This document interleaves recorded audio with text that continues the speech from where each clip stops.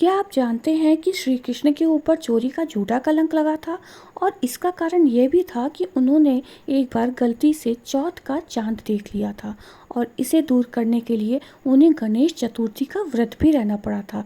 तो क्या है कथा, आइए जानते हैं। बात उस समय की है जब श्री कृष्ण द्वारिकापुरी आके रहने लगे थे। उसी समय द्वारिका में रहने वाले एक योद्धा सत्राजित ने सूर्य देव की उपासना करी, जिससे प्रसन्न होकर सूर्य देव ने उसे प्रतिदिन 8 भार सोना देने वाली स्यमंतक मणि प्रदान की। सत्राजित को अपनी इस स्यमंतक मणि पर अति अभिमान था। ऐसे में श्री कृष्ण ने एक दिन सत्राजित से आग्रह किया कि वह चाहे तो मणि को अपने पास ही रखे, किंतु उससे उत्पन्न होने वाले सोने को राजकोष में जमा करा दे, जिससे वह प्रजा के कल्याण में प्रयोग हो सके। किंतु सत्राजित ने ऐसा नहीं किया, बल्कि उसने वह मणि अपने भाई प्रसेनजीत को दे दी। एक दिन प्रसेनजीत जंगल में शिकार खेलने गया। उस समय उसने वह मणि धारण कर रखी थी।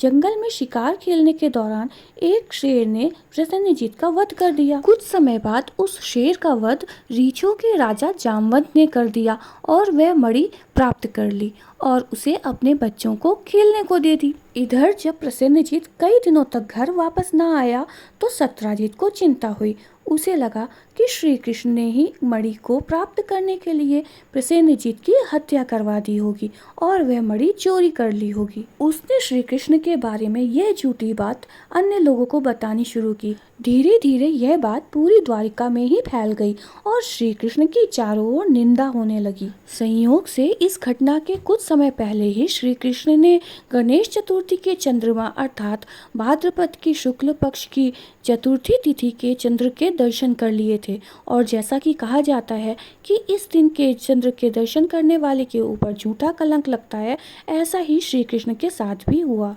अब श्री कृष्ण इस कलंक से मुक्ति के लिए प्रसन्नजीत का पता लगाने के लिए जंगल की ओर गए। वहां पर उन्हें मनुष्य की हड्डियां मिली, जिससे श्री कृष्ण समझ गए कि प्रसन्नजीत शेर के द्वारा मारा जा चुका है।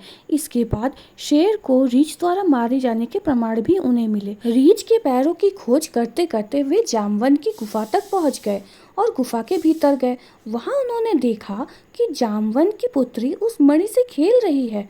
श्री कृष्ण को देखते ही जामवंत युद्ध के लिए तैयार हो गए। 21 दिनों तक गुफा के अंदर श्री कृष्ण और जामवंत के बीच भयंकर युद्ध हुआ, किंतु अति बलशाली होते हुए भी जामवंत श्री कृष्ण को पराजित नहीं कर पाया।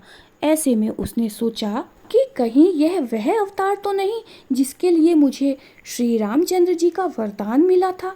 तब श्री कृष्ण ने अपने श्री राम स्वरूप का जामवंत को दर्शन कराया, जिससे वे हाथ जोड़ के उनके सामने नतमस्तक हो गए। अब जामवंत ने श्रद्धा, भक्ति और प्रेम से विह्वल होके न केवल मणि श्री कृष्ण को प्रदान की, बल्कि अपनी प्रिय पुत्री जामवंती का विवाह भी श्री कृष्ण के साथ कर दिया। जब श्री कृष्ण मणि लेकर द्वारिका वापस लौटे तो सत्राजित को बहुत लज्जा हुई और उसने क्षमा मांगने के लिए अपनी पुत्री का विवाह भी श्री कृष्ण के साथ कर दिया। किंतु श्री कृष्ण पर कलंक की कहानी यहाँ ही समाप्त नहीं हुई। इस घटना के कुछ समय बाद श्री कृष्ण इंद्रप्रस्थ आ गए, किंतु उधर शतधन्वा यादव नाम के एक योद्धा ने सत्राजित का वध कर दिया और मणि को अपने कब्जे में ले लिया। श्री कृष्ण इस समय अपने भाई बलराम के पास थे। जैसे ही उन्हें यह पता लगा वे तुरंत द्वारिका आए, किंतु शतधन्वा उनके आने से घबरा गया और उसने वह मणि अक्रूर को दे दी। शतधन्वा का वध तो श्री कृष्ण ने कर दिया, किंतु उन्हें वह मणि प्राप्त नहीं हुई। यह बात जब बलराम को पता लगी तो उन्हें विश्वास नहीं हुआ कि श्री कृष्ण को मणि नहीं मिली है और वे क्रोधित होकर विदर्भ चले गए। इधर द्वारिका के लोगों ने फिर से यह प्रचार करना शुरू कर दिया कि श्री कृष्ण ने मणि के लालच में अपने भाई तक को त्याग दिया है और श्री कृष्ण पर एक बार फिर से मणि चोरी का झूठा कलंक लगने लगा।